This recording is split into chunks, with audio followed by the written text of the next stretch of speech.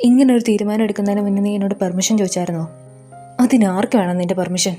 നിനക്ക് പറ്റുമെങ്കിൽ എന്നെ ഒന്ന് സ്റ്റോപ്പ് ചെയ്യാൻ നോക്ക്. നീ വെറുതെ വാശി പിടിക്കണ്ട. ദേ ഈ ഇരിക്കുന്ന ഗ്ലാസ് നനക്കണമെങ്കിൽ പോലും നിനക്ക് എൻ്റെ പെർമിഷൻ വേണം. ഇത് കേട്ടപ്പോൾ തന്നെ അവനെ ഡാമേജ് ചെയ്തിട്ട് അവൾ അവൻ്റെ കയ്യിൽ നിന്ന് ഗ്ലാസ് മേടിച്ച് ടേബിളിൽ വെച്ചു. ഇനി പോകാലോ എന്ന് പറഞ്ഞ് തിരിഞ്ഞു നടക്കുമ്പോൾ അവൻ ആ ഗ്ലാസ് എടുത്ത് ദേഷ്യത്തിൽ എറിഞ്ഞു പൊട്ടിക്കുകയാണ്. ഞാൻ സംസാരിച്ച് കഴിഞ്ഞിട്ടില്ല. ഞങ്ങൾ നിന്റെ അച്ഛനുമായിട്ടൊരു എഗ്രിമെൻ്റ് ഉണ്ടാക്കിയിട്ടുണ്ട്. അത് നിനക്കും ബാധകം തന്നെയാണ്. അതുകൊണ്ട് ഇപ്പം ആ കമ്പനി എൻ്റെയാ. നീ അവിടുത്തെ വെറും ഒരു എംപ്ലോയിയും വെറും ഒരു ആർക്കിടെക്റ്റ്. മനസ്സിലായല്ലോ? അതുകൊണ്ട് കൂടുതൽ ആധിപത്യമൊന്നും വേണ്ട. ഇത്രയും പറഞ്ഞവൻ അവളെ പിടിച്ച് പുറത്താക്കി വാതിലടക്കുകയാണ്. ആദേശമുള്ള ദേഷ്യത്തിൽ ചവിട്ടിത്തുള്ളി പോകുമ്പോഴാണ് ഡെമറ്റ് അതുവരെ വരുന്നത്. മർജാന്റെ മുഖം കടന്നൽ കുത്തിയതുപോലെ ഇരിക്കുന്ന കണ്ട് ഡെമറ്റ് അവളെ കോഫി കുടിക്കാൻ വിളിച്ചു. ഞാൻ മടുത്തു അമ്മയുടെ പുറകെ ഇങ്ങനെ നടന്ന്. ഇതുവരെ കൊടുത്ത പണിഷ്മെൻറ്റ്സിലൊന്നും പുള്ളിക്കാരി അടങ്ങിയിട്ടില്ല. രണ്ടും കൂടെ ആരെപ്പറ്റിയാ രാവിലെ കുറ്റം പറയുന്നേ? അമ്മയെപ്പറ്റി തന്നെയാ. നിനക്കറിയത്തില്ലേടി അമ്മയുടെ അടുത്ത പ്ലാൻ? എനിക്കൊന്നും അറിയത്തില്ല. അതിന് അമ്മ എന്നോട് എന്തെങ്കിലും പറയണ്ടേ? എൻ്റെ പൊന്നെ, സത്യമായിട്ട് എനിക്കറിയത്തില്ല. ആ, വിശ്വസിച്ചു. ഈ സമയം ജമാലിന് സാഹിൻ്റെ കോള് വന്നു. ജമാൽ, ഹൈദർ എൻ്റെ പുറകെ തന്നെയുണ്ട്. അവനെങ്ങനെ നിന്നെ കണ്ടുപിടിച്ചേ? ഞാൻ പറഞ്ഞല്ലേ നിന്നോട് സൂക്ഷിക്കണമെന്ന്. ഞാനൊരു 2 മിനിറ്റത്തേക്ക് പുറത്തേക്ക് ഇറങ്ങിയതാ. എനിക്ക് നല്ല പേടിയുണ്ട്. നിനക്കറിയില്ല ഹൈദറിനെ ചതിച്ച് അവൻ എന്ത് ചെയ്യുമെന്ന്. ഞാൻ എൻ്റെ കണ്ണുകൊണ്ട് കണ്ടതാ. നീ നിന്റെ ലൊക്കേഷൻ പെട്ടെന്ന് സെൻഡ് ചെയ്യും. ജമാൽ നിന്നെ അവിടുന്ന് പിക്ക് ചെയ്യും. ഓ, നിന്റെ കൂടെ വരുന്നതിലും ഭേദം ഞാൻ വല്ല റെയിൽ പാളത്തിലും പോയി തലവെക്കുന്നേ. നീ ആ ഹൈദറിൻ്റെ കൂടെ ഇല്ല താമസം എന്ന് പറഞ്ഞ് ടെൻഷനായി സാഹിൻ പെട്ടെന്ന് കോള് കട്ട് ചെയ്തു. എങ്ങോട്ടാ? ഞങ്ങളൊരു കോഫി കുടിക്കാൻ പോവാം. അതിന് നിന്റെ വർക്കൊക്കെ തീർന്നോ? ഞാൻ ലേറ്റ് ആവില്ല. പോയി കഴിഞ്ഞ് വന്ന് ഞാനതെല്ലാം കംപ്ലീറ്റ് ചെയ്തോളാം. അത് ഫിനിഷ് ചെയ്താൽ നീ എങ്ങും പോകുന്നില്ല. ഇത് കേട്ട് സഹി കേട്ട് മറിച്ചാൻ കോഫി കുടിക്കാൻ പിന്നെ വരാമെന്ന് ഡെമറ്റിനോട് പറഞ്ഞു. അങ്ങനെ അവരെ കോഫി കുടിക്കാൻ പോക്ക് കുളം തോണ്ടി ആദേശ് വീണ്ടും മർജാനെ പണിയെടുക്കാൻ വിട്ടു. ഈ സമയം സ്വസ്ഥമായി ചീച്ചക്കം മാലിക്കും സംസാരിച്ചുകൊണ്ടിരിക്കുമ്പോൾ പതിവ് പോലെ സെഹ്റ ഒന്ന് ഇടയ്ക്ക് കയറി. നമുക്ക് നാളെ നമ്മുടെ പ്രൊജക്റ്റിനെ പറ്റി ഡീറ്റെയിൽ ആയിട്ടൊന്ന് സംസാരിക്കണം. ഓക്കെ, നാളെ കമ്പനി വെച്ച് കാണാം. ആരാ ഫോണിൽ? ഞാൻ ഓൾറെഡി മടുത്തിരിക്കുക. ഒന്ന് മാറുന്നേ. ഞാൻ പറഞ്ഞ പ്രൊജക്റ്റിൻ്റെ റിപ്പോർട്ട് നീ റെഡിയാക്കിയായിരുന്നോ? നോക്ക്, എൻ്റെ കൈ തീരെ വയ്യ. കുറച്ച് മുന്നേ എനിക്കിട്ട് പണി തരാൻ നിന്റെ കൈക്ക് കുഴപ്പമൊന്നും ഇല്ലായിരുന്നല്ലോ. ഇപ്പോൾ റിപ്പോർട്ട് തരാൻ പറഞ്ഞപ്പോൾ പെട്ടെന്ന് നിന്റെ കൈക്ക് വേദന വന്നോ? ഇവനെ കൊണ്ട്. ശരി, ഞാൻ എൻ്റെ കമ്പ്യൂട്ടർ എടുത്തിട്ട് വരാം. വേണ്ട, എൻ്റെ കമ്പ്യൂട്ടർ ഇവിടെ ഉണ്ട്, നമുക്കത് ചെയ്യാം. അടുത്ത സീനിൽ ഹൈദർ അവരുടെ അക്കൗണ്ട്സ് എല്ലാം ഫ്രീസ് ആക്കിയതിനെ തുടർന്ന് ഇനി എന്ത് ചെയ്യുമെന്ന് ഓർത്ത് വിഷമിച്ചിരിക്കുകയാണ്. അപ്പോഴാണ് സെഹ്റ അവരോട് പുറത്തേക്ക് മുസയാന അവരെ വിളിക്കുന്നു എന്ന് പറഞ്ഞു വന്നത്. കാര്യം എന്താണെന്ന് അറിയാൻ വന്നപ്പോൾ മുസയാന മുറാത്തിൻ്റെ സാധനങ്ങളെല്ലാം കൂട്ടിയിട്ട് കത്തിക്കാൻ തുടങ്ങുകയാണ്. ഈ സമയം സ്റ്റഡി റൂമിൽ ആദേശ് പറഞ്ഞ പോലെ മർജാൻ മരിച്ചു കിടന്ന റിപ്പോർട്ട് ഉണ്ടാക്കുകയാണ്. നിങ്ങൾ ആരും തെറ്റിദ്ധരിക്കണ്ട, ആദിശകൻ പ്രൊജക്റ്റിൽ മാത്രമാണ് ശ്രദ്ധിച്ചിരിക്കുന്നത്. ഇടയ്ക്കൊരു ബ്രേക്ക് കിട്ടിയപ്പോൾ മർജാൻ നേരെ ഡെമറ്റിന് മെസ്സേജ് അയക്കാൻ പോയി. വർക്ക് ഇതുവരെ കഴിഞ്ഞില്ല. 1 മിനിറ്റ് പോലും വെറുതെ ഇരിക്കാൻ സമ്മതിക്കാതെ മർജാനായിട്ട് ആദേശ് പട്ടിപ്പണി എടുപ്പിച്ച്. അങ്ങനെ നല്ല അന്തസ്സായ വായ്നോട്ടം തുടരുമ്പോഴാണ് ജമാൽ ഇടയ്ക്ക് അറിവെന്ന് വിളിക്കുന്നത്. വെളിയിൽ നിന്ന് നെർമിൻ്റെ അലർച്ച കേട്ട് മർജാൻ വേഗം അവിടെ നിന്ന് ഇറങ്ങി. മുറാത്തിൻ്റെ സാധനങ്ങളെല്ലാം കത്തിക്കാനിട്ടിരിക്കുന്നത് കണ്ട് നെർമിൻ വയലൻ്റ് ആകുകയാണ്. ശബ്ദം കേട്ട് വന്ന മർജാൻ ഇത് കണ്ട് ആദ്യം ഒന്ന് സംശയിച്ചെങ്കിലും അസ്ലിയുടെ കയ്യിൽ നിന്ന് ലൈറ്റർ മേടിച്ച് അവൾ തന്നെ വേദനയോടെ ആണെങ്കിലും അതിന് തീയിട്ടു. ഇത് കണ്ട് നെർമിൻ പൊട്ടിക്കരയാണ്. കരയരുതമ്മേ, ഈ സാധനങ്ങൾ ഇവിടെ ഇരിക്കുന്നതുകൊണ്ടാണ് ഇവർക്ക് നമ്മളെ ഇപ്പോഴും ഇത് വെച്ച് ദ്രോഹിക്കാൻ കഴിയുന്നത്. പക്ഷെ നമ്മുടെ ഉള്ളിലുള്ള മുറാത്തിൻ്റെ ഓർമ്മകളെ ഇവർക്കൊരിക്കലും നശിപ്പിക്കാൻ കഴിയില്ല.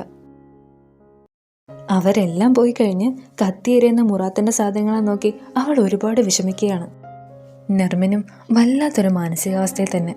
ഒന്നും മിണ്ടാതെ വിഷമിച്ചിരിക്കുന്ന ബറാത്തിനെ കണ്ട് ബിന്നാസ് അവന് കുറച്ച് സ്വർണം കൊടുത്തു. ഒരുപാടൊന്നും ഇല്ലെങ്കിലും ആദ്യത്തെ ഒരു അടവിനുള്ളത് കൊണ്ട് ബാക്കി എങ്ങനെയെങ്കിലും നമുക്ക് കൊടുത്തു തീർക്കാം എന്ന് പറഞ്ഞ് ബിന്നാസ് ബറാത്തിനെ ആശ്വസിപ്പിക്കുന്നു. കുറച്ചു കഴിഞ്ഞ് അങ്ങോട്ടേക്ക് മാലിക്കും വരികയാണ്. എന്നിട്ട് ഒട്ടും പ്രതീക്ഷിക്കാതെ അവനും കുറച്ച് പൈസ ബറാത്തിനെ കൊടുത്തു. ഇതെല്ലാം കണ്ട് കണ്ണ് നിറഞ്ഞു നിൽക്കുന്ന ബറാത്തിനെ കാണിച്ച് അവിടുന്ന് സീൻ കട്ട് ചെയ്ത് മുറാത്തിന്റെ കത്തിയെറിഞ്ഞ സാധനങ്ങൾക്ക് മുന്നിൽ വിഷമിച്ച് നിൽക്കുന്ന മർജാനെയാണ് കാണിക്കുന്നത്. മുഴുവൻ കത്തി തീർന്നപ്പോൾ മർജാൻ അതിൽ നിന്ന് പകുതി കത്തിയെറിഞ്ഞ് അവരുടെ ചെറുപ്പകാലത്തെ ഒരു ഫോട്ടോ കിട്ടി. മുറാത്തിന്റെ ബർത്ത്ഡേക്ക് എടുത്ത ഫോട്ടോയാണിത്. അവന് ചോക്ലേറ്റ് കേക്ക് ആയിരുന്നു ഇഷ്ടം, എനിക്ക് സ്ട്രോബെറിയും. പക്ഷെ അന്ന് അവൻ്റെ ബർത്ത്ഡേക്ക് എനിക്കിഷ്ടമുള്ളതുപോലെ സ്ട്രോബെറി കേക്ക് മേടിച്ചു. ആ ഫോട്ടോയിലേക്ക് നോക്കുമ്പോൾ ഒരു നിമിഷം ആദേശിൻ്റെ കണ്ണ് നിറയാണ്. കാരണം ആ ബർത്ത്ഡേ ദിവസം അവൻ്റെ ഓർമ്മയിൽ അത്ര സുഖമുള്ളതായിരുന്നില്ല. മെർജാൻ്റെ വീട്ടിലെ ജോലിക്കാരുടെ മക്കളായിരുന്നു ആദേശ് ഏനുള്ളൂ. വീട്ടിലെ ജോലിക്കാരുടെ മക്കളുമായി കൂട്ടുകൂടുന്നു എന്ന് പറഞ്ഞ് അന്ന് മുതലേ ഹൈദറും നെർമിനും മെർജാനെ വഴക്കു പറയുമെങ്കിലും അവളുടെ ഏറ്റവും അടുത്ത കൂട്ടുകാർ അന്ന് അവർ തന്നെയായിരുന്നു. ബർത്ത്ഡേ ദിവസം മുറാത്തിന്റെ പാർട്ടിയിലേക്ക് മെർജാൻ ഏനുളുടെ കൈ പിടിച്ച് വലിച്ചുകൊണ്ട് പോയി. പാർട്ടിക്കിടയിൽ ജോലിക്കാരുടെ മക്കളായ ഏനുളിനെ കണ്ടപ്പോൾ നെർമിൻ പെട്ടെന്ന് അവളെ അവിടെ നിന്ന് ഓടിച്ചു വിട്ടു.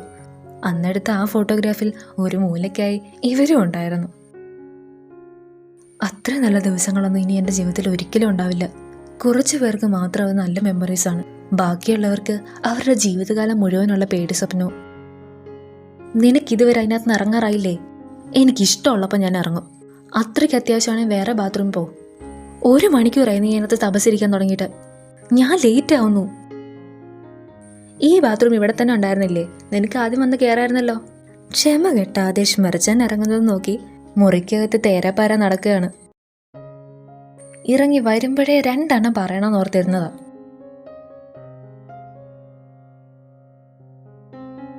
എന്തേ ഇപ്പം നിനക്ക് കയറണ്ടേ? ഇത്ര നേരം അതിനകത്ത് കയറാൻ വേണ്ടി പരക്കം മഞ്ഞ് നടക്കല്ലായിരുന്നോ? കുറച്ചു നേരത്തിന് ശേഷം ഇവളുടെ ഈ അലപ്പ് കേട്ടാണ് ആദേശ് സുബോധത്തിലേക്ക് വരുന്നത്. 5 മിനിറ്റ് വാഷ്റൂമിൽ നിന്ന് ഇറങ്ങാൻ താമസിച്ചാ നീ വാതിൽ തല്ലി പൊളിക്കുവോ? അല്ല, എങ്ങോട്ടാ? വേറെ എങ്ങോട്ട് പോകാനാ? കമ്പനിയിലേക്ക്. ഇങ്ങനെയോ? ഇതിനെന്താ കുഴപ്പം? ദേ ഇപ്പം തന്നെ ലേറ്റായി. വാച പഠിക്കാതെ പോയി റെഡിയാവാൻ നോക്ക്. നീ വെയിറ്റ് ചെയ്യ്, നമുക്കൊന്നിച്ചു പോവാം. ആവശ്യത്തിന് മുസൈനത്തിന് മെർജാനോട് നല്ല കലിപ്പുണ്ട്. അതിൻ്റെ കൂടെ അസ്ലി നെസറിൻ്റെ കാര്യം കൂടെ പറഞ്ഞ് കുറെ കൂടെ എരിവ് കയറ്റി കൊടുക്കുകയാണ്. എപ്പോഴും എന്തെങ്കിലും തട്ടിമറിച്ചിട്ടോണ്ടിരിക്കുന്ന ബുറാത്ത് നേരെ ചെന്ന് ഡെമറ്റിനെയും തട്ടിയിട്ടു. അങ്ങനെ ഒരാദ്യമായി കണ്ടുമുട്ടുകയാണ് സുഹൃത്തുക്കളെ. ഇവ മിക്കവാറും നെസറിൻ്റെ കൈക്ക് പണിയുണ്ടാക്കും. ആദേശിന് എന്തായാലും മെർജാനെ വിടാൻ ഉദ്ദേശിക്കുകയില്ല. നീ എൻ്റെ ക്യാബിനിൽ ഇരുന്നാൽ മതി. നീ ഒരു കാര്യം ചെയ്യ്, എന്നെ ഒരു ചങ്ങല മേടിച്ച് ഇവിടെ അങ്ങ് പൂട്ടിയിട്. ചങ്ങല ഇല്ലാതെ തന്നെ നിന്നെ ഇവിടെ നിർത്താൻ എനിക്കറിയാം. ഞാൻ എൻ്റെ ക്യാബിനിൽ ഇരുന്നോളാം. നിന്റെ ക്യാബിനിലാണെങ്കിൽ ഇവിടെ ആണെങ്കിലും വർക്ക് ചെയ്യാനല്ലേ വന്നത്. നിന്നെ കൊണ്ട് ഭയങ്കര ശല്യമാണല്ലോ. ഇടയ്ക്ക് ബുറാക്ക് കയറി വന്നതുകൊണ്ട് നടക്കാനിരുന്ന 3-ാം ലോക മഹായുദ്ധം ജസ്റ്റ് മിസ്സിന് മാറിപ്പോയി. ഓ മാം എന്നിവിടെ ഇരുന്നാണ് വർക്ക് ചെയ്യാൻ പോന്നേ. നല്ല കാര്യം. കറക്റ്റ് സമയത്താണ് ബുറാക്കിൻ്റെ ചോദ്യം. നിങ്ങൾക്ക് എന്തെങ്കിലും വേണോ? അതിന് 2 പേരും ഒറ്റ മനസ്സോടെ വേണ്ട എന്ന് തന്നെ പറഞ്ഞു. ക്യാബിന് കയറിയ മുതൽ മെർജാൻ ഒടുക്കത്തെ വർക്കിലാണ്. എനിക്കൊരു ബ്ലാക്ക് കോഫി വേണം, എടുത്തോണ്ട് വാ നീ. ഞാനോ? എന്തേ, ബ്ലാക്ക് കോഫി എന്ന് കേട്ടിട്ടില്ലേ? അപ്പം അത് തന്നെയല്ലേ കുറച്ചു മുന്നേ ബുറാക്ക് വന്ന് മലയാളത്തിൽ ചോദിച്ചത്. അപ്പം നിനക്കൊന്നും വേണ്ടായിരുന്നല്ലോ. നോക്ക്, ഒരുപാട് ജോലിയുണ്ട്. സമയം കളയാതെ പെട്ടെന്ന് എടുത്തിട്ട് വാ. ക്യാൻറ്റീനിലേക്കുള്ള വഴി അറിയാലോ അല്ലേ? ഇതിനിടയ്ക്ക് നെസർ സാഹിനെ കണ്ടുപിടിച്ചു എന്ന് പറഞ്ഞ് ഹൈദറിനെ വിളിച്ചു. ഹൈദർ അത് കേട്ട പാതി കേൾക്കാത്ത പാതി ഒരു ഗണ്ണെടുത്തങ്ങ് ഇറങ്ങി. ചായയും കൊണ്ട് വരുന്ന മെർജാൻ നേരെ ഡെമറ്റിൻ്റെ നെസറിനെ ഫ്രണ്ടിൽ ചെന്നു. നീ എന്തേ കാപ്പിയൊക്കെ പിടിച്ച്? ഇതൊന്നും തരാൻ ഇവിടെ വേറെ ആരും ഇല്ലേ? നീ എന്താ ഇവിടെ? നിന്നോട് ഞാൻ പറയാൻ മറന്നു, ഇതാണ് എൻ്റെ പുതിയ അസിസ്റ്റന്റ്. ഡെമറ്റോ ഇവിടെ ജോയിൻ ചെയ്തതറിഞ്ഞ് മെർജാൻ ഒരുപാട് സന്തോഷമാകുന്നു. ക്യാബിന് നേരെ ആദിഷ് കണ്ട കാണി ഇതാണ്.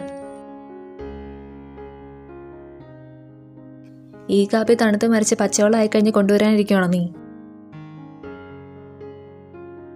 നീ അങ്ങോട്ട് ചെല്ല, ഞാൻ വരാം. ഞാനൊരു കാര്യം സ്ട്രെയിറ്റ് ആയിട്ട് പറയാം. നീ ഈ കമ്പനിയിലുള്ളത് എനിക്ക് ഇഷ്ടമല്ല. നീ ഒരു എമൗണ്ട് പറയുകയാണെങ്കിൽ അത് തന്ന് ഞാൻ നിന്റെ പാർട്ട്ണർഷിപ്പ് അങ്ങ് അവസാനിപ്പിക്കാം. പൈസ കിട്ടുന്ന കാര്യം നല്ലത് തന്നെയാണ്. പക്ഷെ ഇപ്പം അതിനു വേണ്ടി മെർജാനുമായി വർക്ക് ചെയ്യാൻ കിട്ടുന്ന ഒരു അവസരം നഷ്ടപ്പെടുത്താൻ ഞാൻ റെഡിയല്ല. അവളോട് ഇത് കഴിഞ്ഞിട്ടൊരു മീറ്റിംഗ് ഉണ്ടെന്ന് ഓർപ്പിച്ചേക്കണേ. മീറ്റിംഗ് എന്നും കൂടെ കേട്ടപ്പോൾ ആദിഷിൻ്റെ ദേഷ്യം ഒന്നും കൂടെ കൂടി. പുള്ളി നേരെ ചെന്ന് അവളെ അവിടെ പിടിച്ചിരുത്താൻ വേണ്ടി ഓൾറെഡി ചെയ്ത വർക്ക് പിന്നെയും അവളെ കൊണ്ട് ചെയ്യിക്കുകയാണ്. ആത്മാർത്ഥത കൂടി കുറച്ച് അധികം അടുത്തേക്ക് വരുമ്പോൾ ഇതെന്താ ഇങ്ങനെയെന്ന് അവൾ ചിന്തിക്കുന്നുണ്ട്. വാ, നമുക്കൊരു സ്ഥലം വരെ പോകണം. എനിക്കിന്ന് നെസറുമായിട്ടൊരു മീറ്റിംഗ് ഉണ്ട്. അയ്യോടാ, എന്നാൽ പിന്നെ നിനക്ക് നേരത്തെ പറയത്തില്ലായിരുന്നോ? നമുക്ക് ഇപ്പം തന്നെ കൺസ്ട്രക്ഷൻ സൈറ്റിലേക്ക് പോകണം. ഈ സമയം ബറാത്ത് ഉണ്ടാക്കി വെച്ച വള്ളിയൊന്നും പോരാതെ വേറൊരു വള്ളി പിടിച്ചുകൊണ്ടിരിക്കുകയാണ്. അതായത് പുള്ളിക്ക് ഇന്നലെ ബിന്നാസം മാലിക്ക് കൊടുത്ത പണമല്ല, അവനവൻ്റെ ആത്മാർത്ഥ സുഹൃത്തിന് മറിക്കാൻ കൊടുത്തു. അവനത് ഡബിളാക്കി തരാം എന്നൊക്കെ പറഞ്ഞാണ് മേടിച്ചത്. ആദ്യം അവനത് മാലിക്കിന്റെ അടുത്ത് മറച്ചു വെക്കാൻ നോക്കിയെങ്കിലും അവൻ ഉടനെ തന്നെ അത് കൈയോടെ കണ്ടുപിടിച്ച് ബറാത്തിനെ വിലക്കാൻ ശ്രമിച്ചു. ബറാത്ത് അവന്റെ സുഹൃത്ത് വിശ്വസിക്കാൻ കൊള്ളാവുന്ന ആളാണെന്നൊക്കെ പറഞ്ഞ് സമാധാനിപ്പിക്കുന്നുണ്ടെങ്കിലും മാലിക് ഇത് കേട്ട് ടെൻഷനാകുകയാണ്. നീ കാരണം പണിയെടുത്ത് ഇന്നെന്റെ നടു ഒടിഞ്ഞു. അതുകൊണ്ടെന്താ, നമ്മളിന്ന് ഒരുപാട് വർക്ക് തീർത്തില്ലേ? Thanks to you. നീ നല്ല സമയത്താ വന്നത്. നമുക്കിപ്പോ ഒരു ഗസ്റ്റ് ഉണ്ട്. അപ്പോഴാണ് കതക് തുറന്ന് നെസറും ഡെമറ്റും കയറി വരുന്നത്. മുസയാന കുറച്ചു മുന്നേ പറഞ്ഞ ഗസ്റ്റ് ഇവർ തന്നെയാണ്. അത്ര നേരം ചിരിച്ച് സന്തോഷമായി നിന്ന ആദേശിന്റെ മുഖം നെസറിനെ കണ്ടപ്പോൾ സ്വിച്ചിട്ട പോലെ മാറി. നട്ട പാതിരിക്ക് തന്നെ അടുത്തായിട്ട് തുടങ്ങാൻ പോവുകയാണെന്ന് മനസ്സിലാക്കി ടെൻഷനായി നിൽക്കുന്ന മർജാനെ കാണിച്ച് ഇന്നത്തെ എപ്പിസോഡ് അവസാനിപ്പിക്കുമ്പോൾ കൂടെയുള്ളത് ആർജി എന്ന കുട്ടി.